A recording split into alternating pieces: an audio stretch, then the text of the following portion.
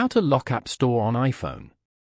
To get started, first of all go to your iPhone home screen. The home screen is the primary interface for accessing apps, widgets, and system controls.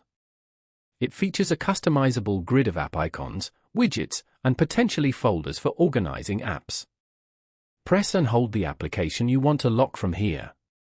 For example, App Store.